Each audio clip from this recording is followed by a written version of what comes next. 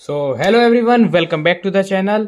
और आज हम लोग डिस्कस करेंगे जेई मेंस 2025 में और एम्स में। जब 2018 तक एम्स होता था उस एग्जाम में भी ऐसे क्वेश्चंस आते थे, और नीट और बोर्ड दोनों में इस क्वेश्चन के आने के चांसेस अब और भी ज्यादा बढ़ चुके हैं। ये क्वेश्चन हमारे करंट इलेक्ट्रिसिटी से रिलेट करता है और बच्चे इसमें काफी ही कंफ्यूज होते हैं।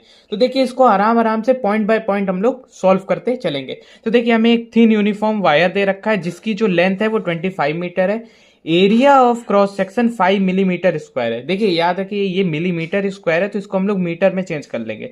तो एरिया हमारा क्या है, 5 मिलीमीटर स्क्वायर। तो अगर इसको हम लोग मीटर स्क्वायर में चेंज करेंगे तो इसे 10⁻⁻6 से मल्टीप्लाई करना पड़ेगा। तो 5 इंटू 10⁻⁻6 मीटर स्क्वायर आ जाएगा। ठीक है, इसकी resistivity has a resistivity of 2 into 10⁻⁻6 ohm metre. If the wire is bent to form a circle, अब इसको एक सर्कल के फॉर्म में बेंट कर दिया जाता है। ठीक है, फॉर एग्जाम्पल ये सर्कल को फॉर्म में बेंट कर दिया गया।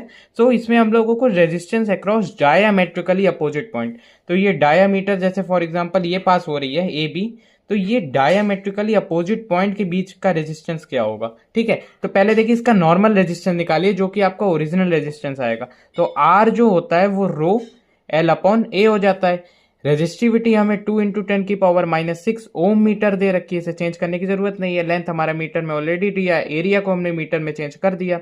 5 इंटू 10⁻⁻6, 10⁻⁻6 से 10⁻⁻6 गया और 5 5 जा 25। तो यानी कि ये आपका जो रेजिस्टेंस है वो कितना आ जाएगा, 10 ओम आ जाएगा। अब देखिए, अब इसको आप 10 ओम मत टिक कर दीजिएगा, जो हमारा टोटल रेजिस्टेंस है वो हमारा 10 ओम आया। ठीक है, लेकिन एक सर्किल में आप अगर उस सर्किल को दो पार्ट्स में डिवाइड करेंगे तो वो जो रेजिस्टेंस है वो हाफ हाफ डिवाइड हो जाएगा। तो अगर ये रेजिस्टेंस आपका 10 ओम है ना, तो ये वाला इसका हाफ क्या हो जाएगा, 5 ओम और 5 ओम।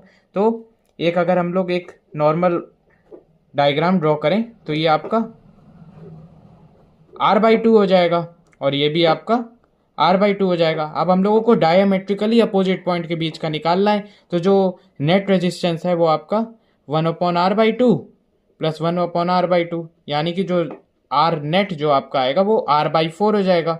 ठीक है, अब R/4 हो जाएगा, R आपका 10 दिया हुआ है, तो R नेट आपकी जो वैल्यू आ जाएगी वो 10/4, यानी कि 2.5 ओम would be the right answer.